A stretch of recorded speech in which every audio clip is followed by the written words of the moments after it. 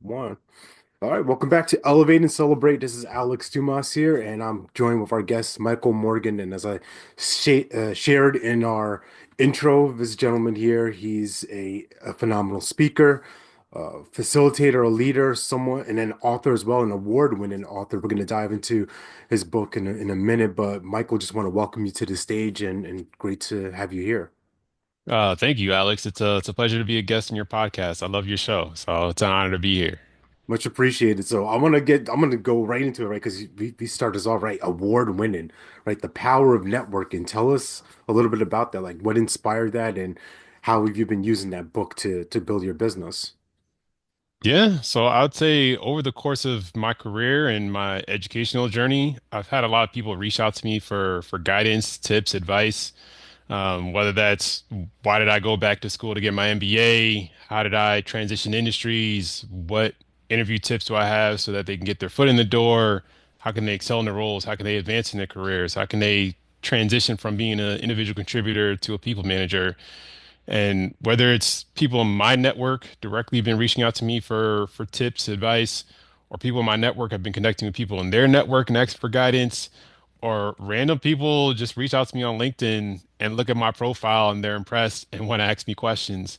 And after a certain point in time, I felt as though I have a breadth of knowledge that people are looking for. And I genuinely enjoy helping people and I want to see other people achieve their goals. We can all succeed. But I'm only one person. So there's only so many phone calls and video chats and emails that I can send on a one-on-one basis. My mindset was if I put my knowledge into a book, I can get my recommendations and guidance out to the masses. And it's the same thing with public speaking. I'm doing speaking engagements now for conferences, for organizations, companies, universities. So that way I can share my message out with hundreds of people at a time as opposed to on a one-on-one basis. So it was really just come to the realization that a lot of people were reaching out to me for tips, guidance, and me deciding to put pen to paper. And now I'm able to, utilize that book to open up the door for speaking engagements. I'm even possibly considering starting up like a consulting company or a coaching company to help people as well. Wow, fantastic! Yes, congrats on the success so far, and I just want to stay here for a second because you shared a couple of different things with like the expertise that you've been sharing, right? The breadcrumbs, people have found value through it. They've been excited, and obviously that inspired you to have the light bulb of like, you know what, people are asking for this. People keep on recurring things keep popping up. Like, so I'm curious, like, are there certain things that individuals kept reaching out to you about regarding networking? Like, were there specific uh, tips or practices that they were seeking that you were able to enlighten them on? Yeah, so I would say the two biggest items, one, a lot of people that reach out to me are more intrinsic and they don't like the practice of networking. They don't want to put themselves out there. And I have to explain to people, you have to treat networking as part of your job. And I Mhm. get it, it can be uncomfortable for some people, but if you're not networking, it's going to limit your opportunities. So for people that are more intrinsic and just don't feel comfortable putting themselves in situations where they have the opportunity to meet new people, I tell them to take baby steps. Like like like little steps make a big difference. So I wouldn't just recommend someone just go to a conference with 20,000 people and go make 100 connections. Like that's like throwing someone off of the deep end. But I will say something like, hey, why don't you go to this networking event and try to make one connection? Why don't you join this organization? This organization seems relevant based off your industry, based off your function. Maybe you'll make a good connection there. And taking these baby steps, if I make a goal of make one connection, it's it's not too of a surmountable goal that they can't achieve. And once they do it, and once they get more comfortable, now they're building up their confidence. Now they're seeing that there's nothing to be afraid of. And now it can expand, or maybe a couple months from now go to another networking event, and this time make meet three new contacts. This time make five new contacts. So first and foremost, I'm telling people how to put themselves out there, whether it's joining organizations, whether it's attending conferences, whether it's joining a lot of companies have employee resource groups. So I recommend people join employee resource groups, but you really have to put yourself out there first and foremost in order to really build relationships. The second piece that I tell people all the time, a lot of people will tell me they've built great relationships over time and things just kind of fall off.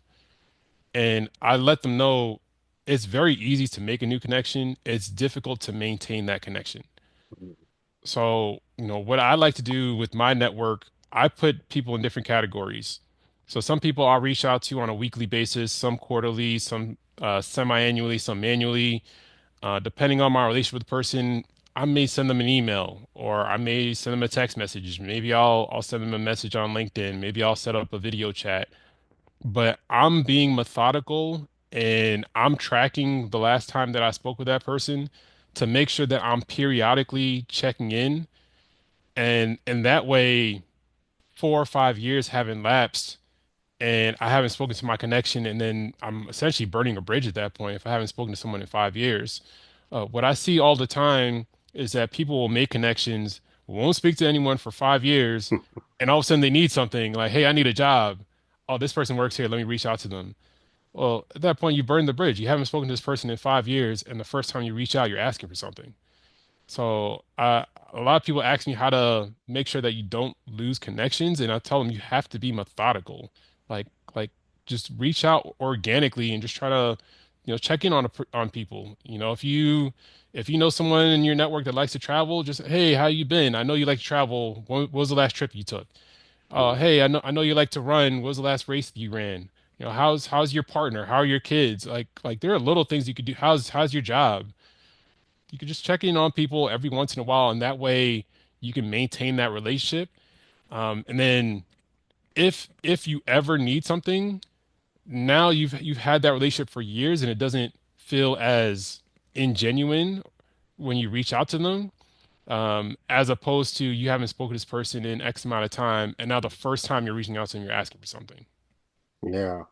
What you're describing is very much the building blocks of my entrepreneurial journey. I would be the guy going to these meetings, getting the whole stack of business cards. I don't know if anybody has like shoe boxes of them. I'm sure somebody watching out there has got that, right? I'm hitting on the Rolodex. Someone's getting triggered right now, like, oh, Alex, why, Michael? I know. And that's where I feel like I believe the psychology of sales and networking gets icky to people because it's what you described. I haven't talked to this person. Now I need something. Now I got to come with a beggar bowl energy, like, oh, please help me, sir, like more porridge, instead of serving that person consistently or tapping in, checking in, as you said it, and just being in their world, being engaged. And I think that's where that gets easier when you get to be a top of mind for somebody versus, oh man, here we go. He's got another thing. Oh, she's coming with this opportunity. Here we go.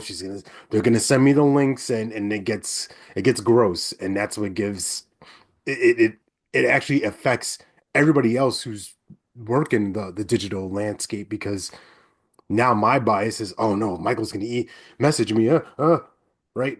I'm I'm already coming in with a pre-bias, like, oh no, I'm resistant to it. And I love the way that you've been able to systematize that and some of the things you broke down as far as the smaller steps and also the maintenance. And I think that's what scares people, the maintenance of, man, I gotta reach out to this person all the time. Like, how do you keep yourself inspired and energized to do that? Because I would say for most people, right, and whoever's watching this, that's not something that they particularly enjoy. Connecting with people, having fun, networking, all that kind of stuff is fun, but then the maintenance of the relationship, like, oh my goodness, like this is a lot of work. Like what and what charges you up for that? Yeah. So I would say two things. One, I find specific opportunities where I have nothing but free time and I'm trying to make the most use of my time where I can leverage it for networking. Okay. So I'll give you two examples. One, I used to live in the Bay Area. So I lived in Oakland. My office was in San Bruno. So it was about an hour and a half commute, you taking the train to get to work and another hour and a half to get back home. Now, the train is usually pretty congested, so it's not like I can pull up my laptop and do work and be productive, but I'm spending 3 hours a day commuting and I could just sit there and listen to music or watch videos on my phone, or I could be productive. So I use that time to go through my phone, and I would literally just scroll through my contacts.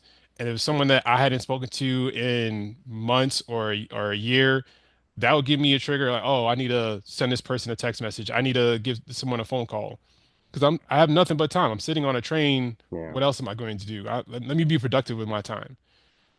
Same thing with traveling. I love to travel.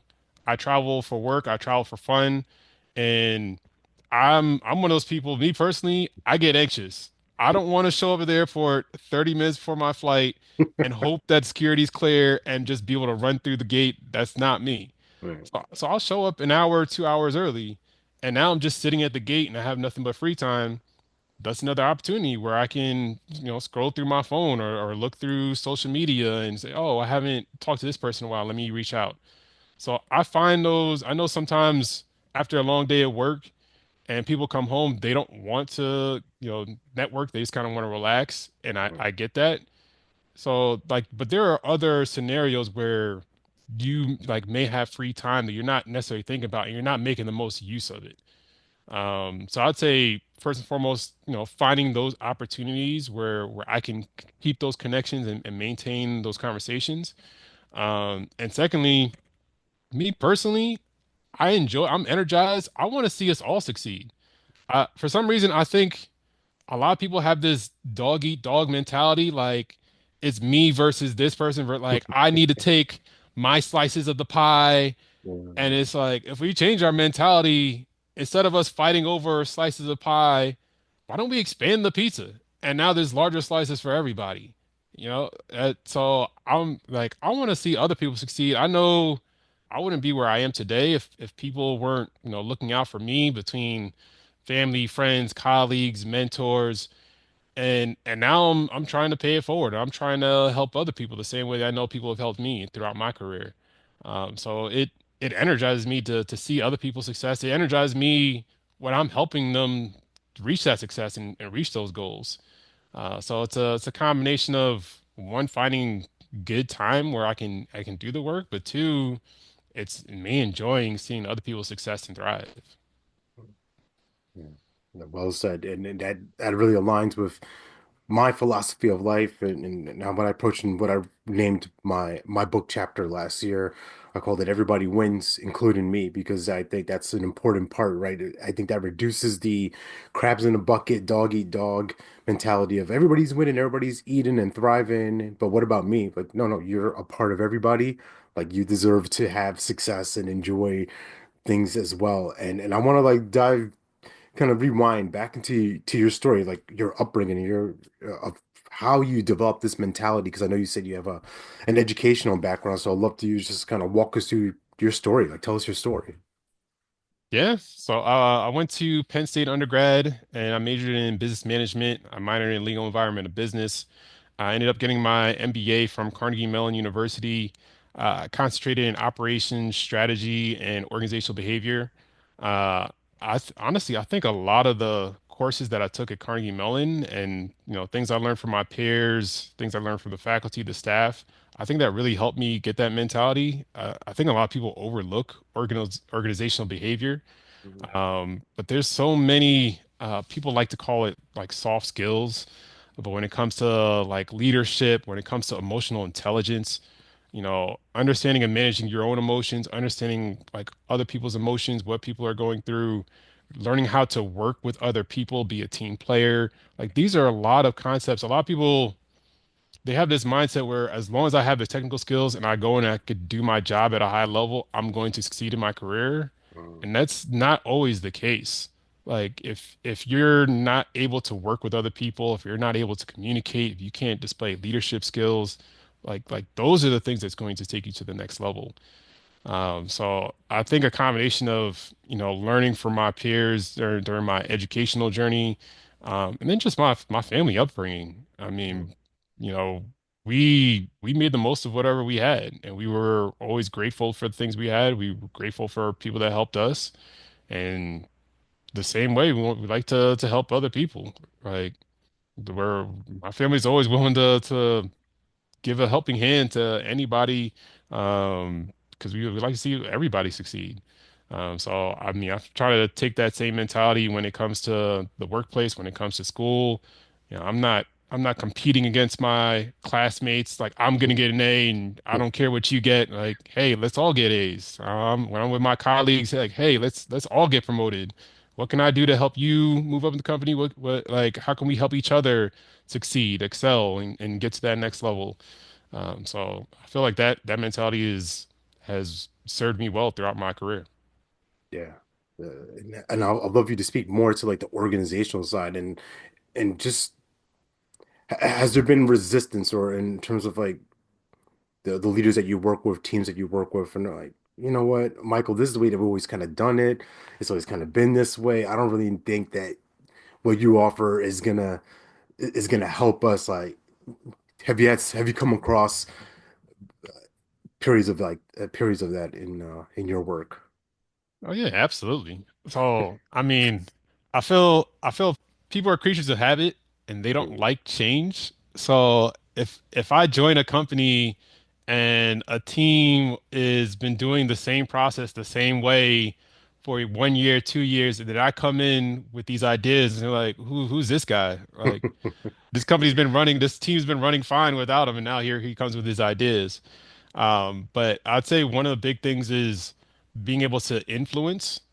Mm. So, when I have ideas on how to change philosophies, mentalities, processes, I'm having those discussions on, what's the benefit? What's the benefit to that team? What's the benefit to me? What's the benefit to the end customers? Like every company I work at, the goal is to make the customers happy. If we can change how we're working together, if we can better network, if we can better collaborate, if we can do certain things in a more efficient way, now we're providing a better customer experience. Now we're executing things faster. Now we're saving money. Now we're like, there's so many trickle down effects. And obviously if we're functioning better as a company, the company's performing better. The company performs better, we all make more money. Like it's all a flywheel, it's all a cycle. Like let's help each other to perform at a higher level. So I think just having those conversations like, hey, I'm here to build better relationships so we can execute better and we can get things done more efficiently and we can reduce the cycle time and we can improve the customer experience. And once I break that down, what the end goal is, and they realize we all want the same end goal, it ends up not being that difficult to kind of move things around and change things. But I mean, like you said initially when you first walk in, because I've worked at a lot of different companies, and they always have their way of doing things before I get there. So I mean, it definitely takes conversation to make sure that everyone gets on the same page and is all aligned. Yeah, for sure. The power of conversation. I'm curious, you being a man of color, has there been even added resistance, right, compared to maybe some of your other peers who maybe go into orgs and like maybe they have expressed it's been an easier transition or this was just seamless, easy, it was effortless.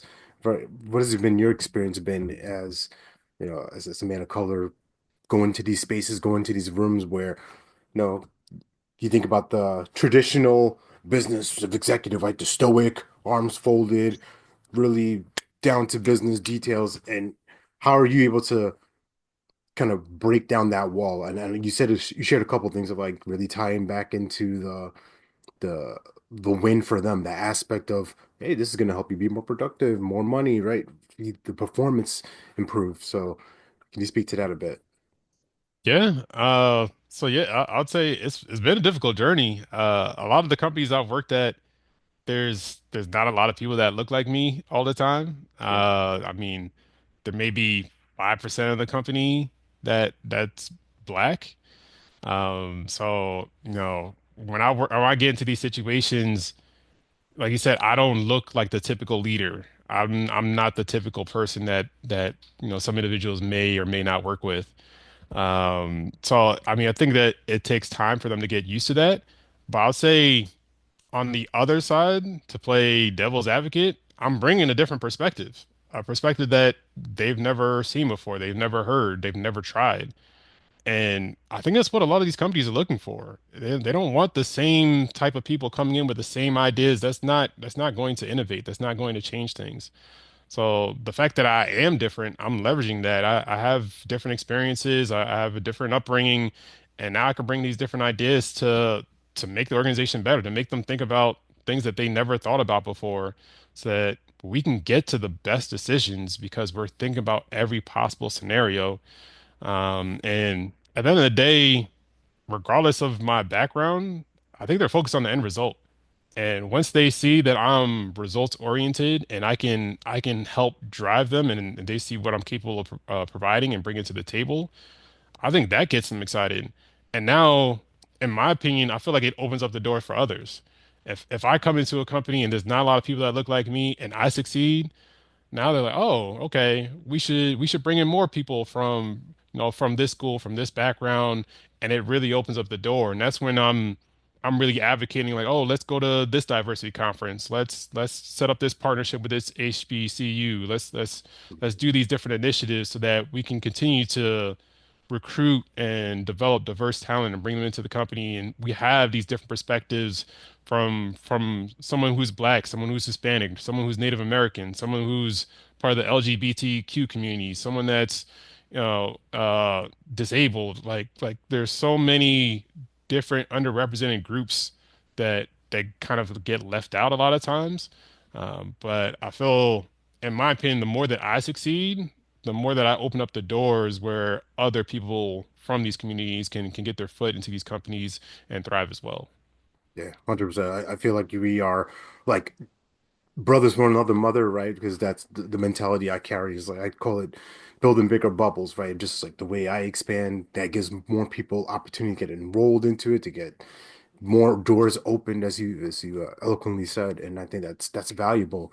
And walk us through. Are you still doing this type of work, or have things changed? Or let me back up. The type of clients that you love working with now, or organizations that you love working with, like who are those dream ones, the ones that light you up and that you have been able to do the best work with? Yeah. So honestly, I've been able to do some of the best work with some nonprofits. Mm, There are a lot of organizations that are trying to help underrepresented communities and minorities get their foot in the door and different job opportunities. And I have so much extensive experience. I mean, from a recruiting standpoint, I've interviewed hundreds of candidates, like easily hundreds of candidates. I've been to dozens of conferences. Some conferences I'll do recruiting and interviewing there. Some conferences I'm just going as a representative of the company. We're not actually doing recruiting. mhm. But my experience at conferences, my experiences with interviewing, my experiences with resumes. I know how to revise resumes so that people can get their foot in the door for an interview. I know how people can stand out and be effective in interviews. I know what people need to do in their first 90 days so that they ramp up as quickly as possible and they can hit the ground running and add value. So when I speak to these nonprofit organizations and they're people who are hungry and are passionate and want these opportunities and just don't know how to get their foot in the door, I've been really able to help them succeed and get those job opportunities and not only get their foot in the door and get the job opportunities, but excel in their role. I've had really good connections with a lot of nonprofit organizations. Yeah, dude, 100%. And would it be fair to say that some of that information is in the Power of Networking book? Absolutely. That It's tee all up in right there. there. It's like Mike and Pip right now. We're setting it up. Yeah, I mean the power of networking, there's so much information in there. I know obviously the book is called The Power of Networking and the core of it is around building and maintaining relationships, but I get into interviewing tips. I get into excelling in your role. I get into how do you advance in your career? How do you transition industries? Like how do you deal with workplace challenges? So there's so many tidbits that all fall within the book in addition to the core being about networking. But yes, it's all in there. Yeah. And I think what you're describing and encompassing is like a full total brand because the resume, right, that one sheet of paper just is telling your story, is communicating to that recruiter why you're the person for the job, your expertise. the different nuances to you. And yes, they're not going to capture everything, but like that one sheet, it's a big deal. So I've had quite the journey, right? Just starting out, you're a young kid and teenager, maybe type of Microsoft Word, right? Just not have anybody reviewing. Like, I'm sure there were typos, I'm sure there were grammar mistakes, things that just, it wasn't sexy. It wasn't like, whoa, my goodness, we have to hire this guy. It's like, so if you can give like one or two tips, right? I don't want to give away the whole farm, but what's something that somebody can really think about as they present themselves? They have this sheet, this blank page. How do they transfer who they are to someone else's mind and make it clear for them? Yeah, absolutely.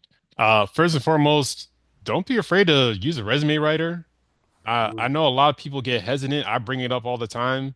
People get hesitant with resume writers, like, oh, I don't want to spend hundreds of dollars. I don't want to spend $1,000 on a resume writer. I can do it myself. Well, yeah, I mean, if you spend $1,000 on a resume writer and they help you get a job where you're making another $20,000 a year, the return on investment is worth it. So I try to tell people all the time, like, think about the big picture. What is the return on investment? Yes, it may be a couple $100 or $1,000 here, but if it can get you this much more money a year or get you your dream job where you're just happy and not even talking about financial, I'm making X amount more money. I'm just in a job that I love. Like, yeah, then it's worth the money. So I'd say first and foremost, think about a resume writer. Secondly, I like to tailor my resume. So mm. I think a lot of people will just have one resume and just kind of one size fits all, apply Right. to Assembly 10, line. yeah, Yeah, apply to 10 different companies. What people don't realize, a lot of companies use AI and they're looking for buzzwords in your resume. And if your resume doesn't have those buzzwords, you're not moving on to even talk to HR for the next round. mm, So what I do is I'll look at a job description, and if it says there's certain skills that are required for the role or certain responsibilities, I will try to put those buzzwords in my resume, or I will try to highlight experiences that touch on those exact responsibilities. So my resume that I submit to Amazon is not going to be the same resume I submit to Chevron, is not going to be the same mm. resume I submit to JP Morgan. So I do those little tweaks and it makes a huge difference. So if you go in there with that mindset, like, hey, let me look at the role and the description and try to tweak my resume so that I have the skills that they're exactly looking for in the role, it's going to help you get seen and go much further in the process. But you know a couple of things, man. This Yeah. here's what I'm hearing, and I hope the audience, whoever's watching, whoever's listening to this, catches this, right? With the networking, right, is the maintenance of the relationships. And for the most part, I would say, I don't know the statistics, right? But let's just say 50% of people in their roles get there as a recommendation from somebody else, right? Somebody introduces, somebody refers. In my world of coaching and speaking, that's how a lot of clients have been created for myself. That's why we have this BIPOC Coach Collective as a network, an orbit of sorts for people to bounce ideas off of, and plenty of our members have collaborated for different projects and made money together. So that's a beautiful thing. Everybody winning together. So the maintenance of the relationship, but also now the extra mile of tailor making it, of being intentional, being consciously intentional about the buzzwords. What are the things that you're really becoming an SEO expert for yourself with this role? Because as you said, these companies are filtering through and they're getting maybe hundreds, thousands, depends on the size of an org, but nobody got time to read every single thing. So what's that thing that's sexy? What's the thing that lights that's the billboard, the neon light that flashes and they have to stop, right? It goes back to Cal Newport's book, right? It's something I always recommend. Deep work. It's like be so good that they can't ignore you. So Yeah, I think there's a lot of those elements that you bring to the table and that you're teaching and working with people on. And I would love for you to speak with, do you work with people one-on-one as far as like coaching, or is it mainly just groups and teams, or how does that work? Yeah, I work with people one-on-one right now. I don't right now. I haven't set up a formal coaching consulting, so I'm not charging. I'm kind of just doing this just because I enjoy helping people. I've been debating down the road maybe setting up something more formal where I like charge for services. But I encourage people to reach out to me, whether reach out to me on LinkedIn, on through my website. There's different avenues where you can contact me, and I'm willing to help however I can. So if people have questions when it comes to resume work, when it comes to interview prep, when it comes to, excelling in the role, I encourage you to reach out. So yeah, I work with people on a one-on-one basis. For sure. Well, I'm going to speak it right here. Charge. No, and now and people will be like, "Oh my goodness, how can you like if you're good at something, you excel at something, you have expertise, you are a specialist at, it's perfectly fine to get compensated for that, and it doesn't have to, you don't have to break people's banks, right? Like, oh my God, like I either gonna like feed my kids or pay Michael, like you can work with people, make it easy for them, but um, for those folks who are looking to connect with you and get more of your work, how do we find you? How do we connect with you online? Oh yeah, absolutely. So I have my own website. My website is michaelvmorgan.com. So it's V as in Victor, michaelvmorgan.com. So feel free to reach out to me through my website. I have a contact me form where if you send me a message, it'll come right to my inbox. I'm on LinkedIn, same thing, Michael V. Morgan on LinkedIn. So feel free to add me on LinkedIn, shoot me a message. I'm on Instagram, michael.v.morgan on Instagram. So either of those three channels, just feel free to send me a message, and I respond pretty quickly, usually within a day. And like I said, I'm willing to help. I'm here to. I want to see everybody succeed. So don't be afraid to reach out. I appreciate that, and I love that has been a recurring thing, right? Your intention, your focus, your commitment of other people succeeding, and obviously it has translated into success for you. Like you mentioned, some of the big heavy hitter names, these organizations, these companies that you've been able to to work with in the past and maybe continue working with. And I would love for you just kind of as we walk off here, our audience, our community, executive coaches, leadership coaches, and they're doing their best to get into organizations. They're doing their best to work with high profile clients and paying clients. So is there a word of advice that you would have for them as they continue to build their brand and make people aware of the good work they do and how to access them? Yeah, absolutely. I mean, so far it's worked for me. Like I said, right now I'm doing a lot of things for free. I eventually plan, to your point, I eventually plan to start charging, but this is a Man, way let's get the to. money, ching ching. Yeah. No. But this is a way for me to build up my credibility. This is a way for Mhm. me to build up my network. This way to show the value that I bring to the table. And then through word of mouth, I help one person, they can tell someone else, and now someone else is reaching out to me, and now I'm building those connections, I'm building those relationships, I'm showing the value that I provide. So I think putting yourself out there in situations where, you may go talk to a company or organization for free, or you may help someone for free, but it's building up your brand. I think that's very critical. And I say, with me just getting into space a year or so ago, it'd be difficult for me to just say, oh, I charge $1,000 per hour. And it's like, hey, you don't really have a track record. But now that I've spoken for so many organizations, so many companies, so many universities, and I have testimonials. Like at Yeah. the end of all the events that I speak at, I have people fill out surveys and give me feedback and tell me what was well, what where I need to improve.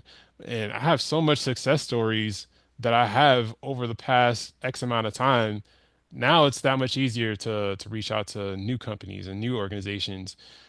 So I would say a lot of people should take that in consideration as a way to build up their brand, build up their reputation, like show those testimonials, and then you can really add value to any organization that you seek. Yeah, well said. A mentor of mine, a coach name's Frank Kitchen, he talks about perception being reality. And even if, with the work you've done, right, you've gotten these these opportunities with these big organizations. Now you get to tie your name to that, right? It can get uncomfortable for people like to name drop, right? If you're like, oh my goodness, like I don't want to do that, but like no, you need to do that for people, right? Those are the buzzwords. Those are the things that people are like. My listening is going to be different if you speak for Amazon versus I don't want to crap on another company, but just you know what I mean, like mom little JoJo's picture shop, right? Yeah. Nothing wrong with that, but Amazon little shop, right? That means something. That means more, and that us gives you opportunity to position yourself into to higher contracts or whatever. And for those folks who are like, oh, I don't want to do that for free. Listen, there's never I never look at speaking engagement as a free one because there's always value, as you mentioned, the testimonials, the feedback, real people seeing you speak, seeing you in action, and if you deliver an unforgettable uh, performance or a speech, something that lands with them, talks stick with people, right? What's the thing that's sticky? What's the thing that people like they can't stop thinking about? The tangible tools so we can get into a whole rabbit hole of that with speaking because I think that's one of the best ways for a coach or any entrepreneur to really amplify their voices in a short amount of time, right? We can have this conversation one to one, but this will be broadcasted out to hundreds and thousands of people as you speak. You might have a room of 50, 100, 250, right? 1,000. That's 1,000 eyes and ears that are hearing you, that are absorbed and hopefully getting some amazing value. And those people are your evangelists. Those people are moving that movement of yours for you. So take it for what it's worth, right? You get the resources, get the testimonials, you get good video, pictures, all that kind of stuff, and it all contributes to the brand. And one of the things I love to do with events, right? This is mine now and my networking thing into this. Not I'm not a master networker, but by the slightest, but when I take a picture of an event organizer and I come back with the data, I use this service called Talkadot to collect testimonials and stuff. I'll put in the email picture like, hey, look at us, right? And just a quick little insert of like them remembering us, right? If they're holding up my book or we're together, right? It's just these things, these subliminal things. You want to leave people feeling good, right? And I think that's the thing that you embody as well, right? Leaving someone just feeling good about you, having that positive experience of you, because that flip side. You know what it's like when someone's had a when you've had a negative experience when you haven't had the best service. Like, man, I can still think about this 10 years ago. Like, man, this sucked.